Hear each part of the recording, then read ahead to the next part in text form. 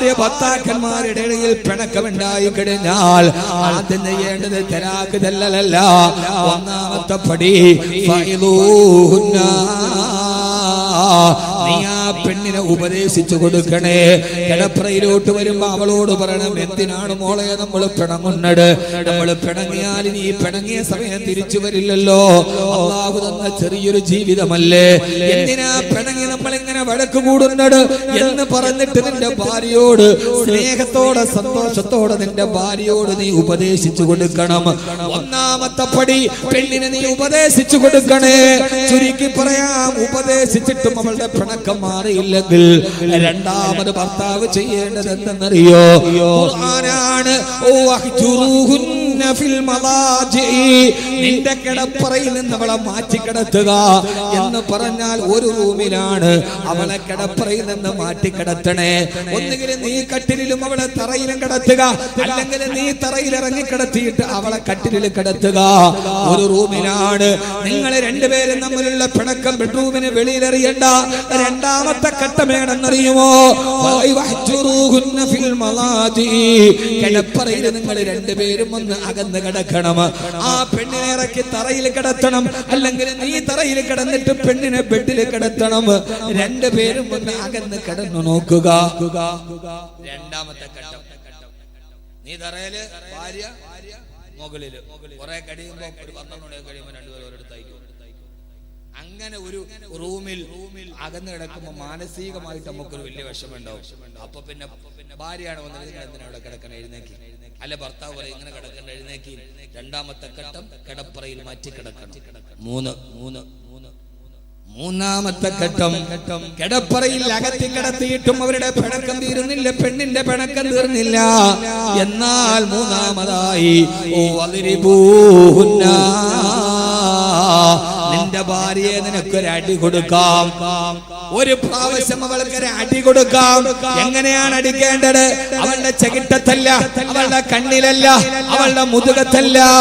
ഖുർആൻ വ്യാഖ്യാതാക്കൾ എഴുതി വെച്ചിട്ടുണ്ട്, തൊലി പൊട്ടാത്ത രീതിയിൽ ഒരു ചെറിയ വടിയെടുത്തിട്ട് ഒരൊറ്റ അടി നിനക്ക് അവളെ അടിക്കാം. പക്ഷെ തൊലി പൊട്ടരുത്, തൊലി പൊട്ടരുത്. ഇത് വേദനിക്കാനുള്ള അടിയല്ല. അഭിമാനബോധമുള്ള ഒരു പെണ്ണിന്, കുടുംബത്തിൽ പിറന്ന പെണ്ണിന്, എന്റെ ഭർത്താവിന്റെ കയ്യിൽ നിന്ന് എനിക്കൊരു അടി കിട്ടിയല്ലോ എന്നവൾ മാനസിക വിഷമമുണ്ടായാൽ അവൾ അടുത്തു വരും. അതുകൊണ്ട് ആ പെണ്ണിനെ നീ അടിച്ചുകൊള്ളുക. പക്ഷേ തൊലി പൊട്ടരുത്, രക്തം വരരുത്, അവൾക്ക് വല്ലാതെ വേദന എടുക്കരുത്, കവിളത്തടിക്കരുത്, നെഞ്ചത്തടിക്കരുത്, മുതുകത്ത് നിന്റെ ഭാര്യ അടിക്കരുത്. അടിക്കാൻ അനുവാദമില്ലടാ ചെറുപ്പക്കാരാ. ഭാര്യ കൈകൊണ്ട് ഭാര്യ മർദ്ദിക്കുന്നവനേക്കാൾ വലിയ മ്ലേച്ഛനായ പുരുഷ ലോകത്തില്ല. ഈ നെഞ്ചി തിരിച്ചു നിൽക്കുന്ന ഭർത്താക്കന്മാരിൽ ആരെങ്കിലും നിങ്ങളുടെ കൈ നിങ്ങളുടെ പെണ്ണിന് നേരെ ഉയർന്നിട്ടുണ്ടെങ്കിൽ നിങ്ങളെക്കാൾ അതപ്പതിച്ച പുരുഷൻ ലോകത്ത് വേറെയില്ല. പെണ്ണിനെ അടിക്കാൻ അനുവാദമേ ഇല്ല. അങ്ങനെ ഒരു അനുവാദം തന്നാൽ തന്നെ തൊലി പൊട്ടാത്ത രീതിയിൽ അടിക്കാനേ അനുവാദമുള്ളൂ. ഹബീബായ റസൂലുള്ളാഹി സ്വല്ലല്ലാഹു അലൈഹി വസല്ലമ വലംറഅതൻ വലാ ജാരിയ, ഒരു ഭാര്യമാരെയോ വേലക്കാരി പെണ്ണുങ്ങളെ പോലും നിന്റെ ഹബീബായ നബി തങ്ങൾ ജീവിത കാലഘട്ടത്തിൽ അടിച്ചിട്ടില്ല. അതുകൊണ്ട് സ്ത്രീകളെ അടിക്കരുത്, സ്ത്രീയുടെ കണ്ണുനീര് വീടരുത്. സ്ത്രീയെ ഭാര്യ മർദ്ദിക്കുന്നവനേക്കാൾ വലിയ അതപ്പതിച്ചവൻ അവൻ ലോകത്ത് മറ്റാരുമില്ല. നിനക്കടിക്കണമെങ്കിൽ തന്നെ ഒറ്റ അടി അടിക്കാം. മൂന്നാമത്തെ ഘട്ടം, അടി കൊടുക്കാം. അതെന്തിന്? ഒരു പേടിയുള്ളൊരു പെണ്ണ് വല്ല ഭർത്താവ് അടിച്ചല്ലോ പടച്ചോനെ എന്ന് വിചാരിച്ച് അടിച്ചേക്കുവേ. അവിടെ ഖുർആൻ നിർത്തുകയാണ്. സാധാരണ ഒരടി കൊണ്ടാൽ അവള് വഴിപ്പെടാറാണ് പതിവ്. അവൾ നിനക്ക് വഴിപ്പെട്ടടുത്തേക്ക് വന്നാൽ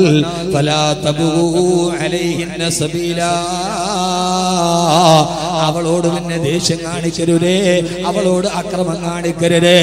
മനുഷ്യന്മാര് പിണങ്ങാറുണ്ട്, ഭാര്യ ഭർത്താക്കന്മാര് പിണങ്ങാറുണ്ട്. ഒരടി കൊടുത്തിട്ട് അവൾ അടുത്തേക്ക് വന്നാൽ ഇണക്കമുള്ള പൂച്ചക്കുട്ടിയെ പോലെ ഭാര്യ അടുത്ത് വന്നാൽ പിന്നെ അവളോട് കോപം കാണിക്കരുതേ. എത്ര ഘട്ടമായി? എത്രയായി? ഓ, നിങ്ങൾക്ക് ഇത് വലിയ ഇഷ്ടം താല്പര്യമൊന്നും ഉണ്ടാവില്ല. 3 ഘട്ടം അല്ല പറയണം. ആദ്യം ഉപദേശിക്കണം, 2 ബെഡിൽ നിന്ന് മാറ്റി കിടക്കണം, 3 ഒരു കൊച്ചടി കൊടുക്കണം. എന്നിട്ടും പിണക്കം തീരാതെ നീണ്ടുപോവുകയാണെങ്കിൽ നാലാമത്തെ പടി വൈൻ ഖിഫ്തും ശിഖാഖ ബൈനഹിമാ ഫബഅസൂ ഹകമൻ മിൻ അഹ്ലിഹി വഹകമൻ മിൻ അഹ്ലിഹാ. ഉപദേശിച്ചു നോക്കി, കിടപ്പറയിൽ നിന്ന് മാറ്റി കടത്തി ഒരു ചെറിയ അടി കൊടുത്തു.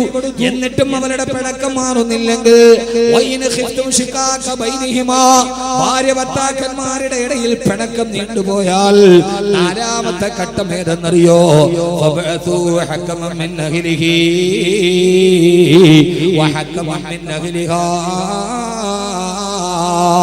നിന്റെ ഭാര്യയുടെ കുടുംബത്തിൽ നിന്നൊരാളെ തിരഞ്ഞെടുക്കുക, നിന്റെ കുടുംബത്തിൽ നിന്നൊരു മധ്യസ്ഥനെ തിരഞ്ഞെടുക്കുക.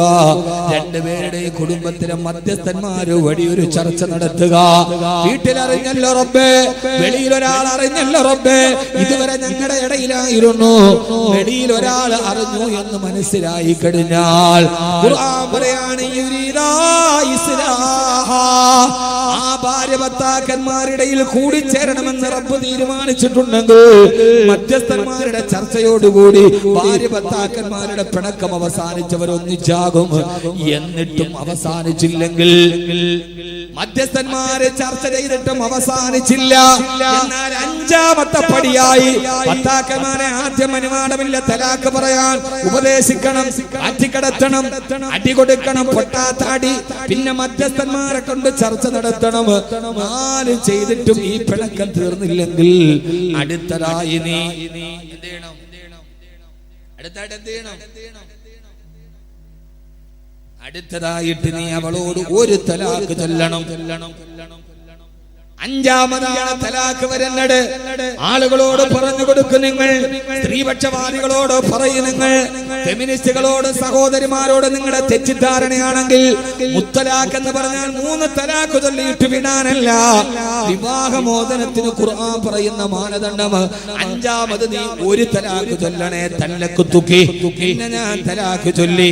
2 പറയരുത്. ഒന്നാമത്തേത് പറയണം, നിന്നെ ഞാൻ തലാക്ക് ചൊല്ലിയിരിക്കുകയാണ്. എന്തിനെന്നറിയുമോ? എന്തിനാണ് ഒരു തലാക്ക് പറയുന്നത്? ആ തലാക്ക് പറഞ്ഞു കഴിഞ്ഞാൽ ഭാര്യ ഭർത്താക്കന്മാർ തമ്മിൽ തലാക്കായി. അവളുടെ 1 മാസത്തെ ശുദ്ധിയുടെ കാലഘട്ടം കഴിഞ്ഞാൽ, ആ ശുദ്ധിയുടെ കാലഘട്ടം കഴിയുന്നതിന് മുമ്പ് ഇവര് രണ്ടുപേരും തമ്മിൽ ഒരു തലാക്ക് ചൊല്ലി മാറി, രണ്ടുപേരും തലാക്കിൽ 2 വീട്ടിലായി. അപ്പോഴാണല്ലോ പടച്ചവനെ, എന്റെ ഭാര്യ ഇല്ലാതെ എനിക്ക് ജീവിക്കാൻ കഴിയില്ല, എന്തൊക്കെ വട കൂടിയാലും എന്റെ ഭർത്താവില്ലാതെ എനിക്കില്ല റബ്ബേ എന്ന് മനസ്സിന് തോന്നിയിട്ട് തിരിച്ചൊന്നിച്ചു കൂടണമെന്ന് തീരുമാനിച്ചാൽ അവളുടെ ശുദ്ധി തീരുന്ന കാലഘട്ടത്തിന്റെ ഇടയിലാണ് ഈ തോന്നലുണ്ടായതെങ്കിൽ ഭർത്താവ് പോയിട്ട് നിന്നെ ഞാൻ തിരിച്ചെടുത്തു എന്നൊരൊറ്റ വാക്ക് പറഞ്ഞാൽ മതി, അവരെ രണ്ടുപേരും തമ്മിൽ വിവാഹബന്ധം സ്ഥാപിക്കപ്പെടും. അപ്പോ അവളുടെ ഒരു പീരീഡ് കഴിയുന്നതിന്റെ ഇടയിൽ രണ്ടുപേരും 2 വീട്ടിലായി. പടച്ചോനെ, 2 വീട്ടിലാകുമ്പോ 2 വീട്ടിലാകുമ്പോഴേ അറിയൂ. നമ്മളിപ്പോ ഭാര്യയോട് പറയും, പണ്ടാരം നീ നിന്റെ വീട്ടിൽ പോയി ഒരാഴ്ച നിൽക്കണേ, ഞാൻ ഇത്തിരി സ്വാതന്ത്ര്യത്തോടെ വളർക്കട്ടു, നിന്റെ വീട്ടിലും പോകില്ല. പക്ഷേ വീട്ടിലോട്ട് പോയി ഉച്ചക്ക് ചോറുണ്ണാൻ നേരത്ത് ആരും ഇല്ലാതെ ഇങ്ങനെ ഇരിക്കുമ്പോഴാ പടച്ചോനെ ഇത് കുറഞ്ഞല്ലോ അല്ലാഹു, ഒരു ദിവസം അതുങ്ങളില്ലാതെ നിങ്ങൾ ജീവിക്കൂല ഉറപ്പൻ. എന്ത് വടക്ക് വന്നാലും ഭാര്യ ഒരു ദിവസം വീട്ടിൽ പറഞ്ഞു വിട്ടു, ഒരു ദിവസം കഴിയുമ്പോ അവളില്ലാതെ ജീവിക്കാൻ പറ്റും. അപ്പൊ ഈ പിണങ്ങിയിട്ട് ഒരു തലാക്ക് ചൊല്ലിയാൽ ഇതിന്റെ ഇടയിൽ കൂടിച്ചേരണമെന്ന് ആഗ്രഹമുണ്ടെങ്കിൽ ഞാൻ തിരിച്ചെടുത്തു എന്ന് പറഞ്ഞാൽ മതി. ആ ഒരു ശുദ്ധിയുടെ കാലഘട്ടം കഴിഞ്ഞു, 2ാമത്തെ പീരീഡിലോട്ട് കഴിഞ്ഞു. എന്നിട്ടും ഇവരെ തമ്മിലുള്ള പിണക്കം തീർന്നില്ലെങ്കിൽ എന്നാലേ 2ാമത്തെ തലാക്ക് ചൊല്ലാവൂ. 2ാമത്തെ തലാക്ക് ചൊല്ലിയാൽ ആ 2ാമത്തെ തലാഖിന്റെ ഉള്ളിൽ തിരിച്ചെടുക്കണമെന്ന ബോധ്യമുണ്ടായാൽ പിന്നെ തലാഖ് അല്ല, പിന്നെ നിക്കാഹ് പുതുക്കിയെടുത്താൽ മതി. ഒന്നുകൂടി നിക്കാഹ് ചൊല്ലുക, ഒന്നുകൂടി നിക്കാഹ് ചൊല്ലുക, എന്നിട്ട് ഭാര്യയെ തിരഞ്ഞെടുക്കുക. എന്നാലും മൂന്നാമത്തേത് പറയരുതേ, മൂന്നാമത്തേത് പറയാതെ കാത്തിരിക്കണം. ഒന്ന് പറഞ്ഞിട്ട് കാത്തിരിക്കണം, രണ്ട് പറഞ്ഞ് കാത്തിരിക്കണം. തിരിച്ചു വരുമോന്ന് ഏതാണ്ട് 10-60 ദിവസത്തോളം കാത്തിരുന്ന് കാത്തിരുന്ന് കാത്തിരുന്ന് ഇനി ഒരിക്കലും ഒന്നിക്കില്ലെന്ന് ഉറപ്പ് വരുമ്പോഴേ മൂന്നാമത്തെ തലാക്ക് വരൂ. അപ്പോഴേ പരിപൂർണമായി ഭാര്യ-ഭർത്തൃ ബന്ധം കൂടിച്ചേരാൻ കഴിയാത്ത രീതിയിൽ തിരിച്ചു പോകൂ. അങ്ങനെയാണ് തലാക്ക്.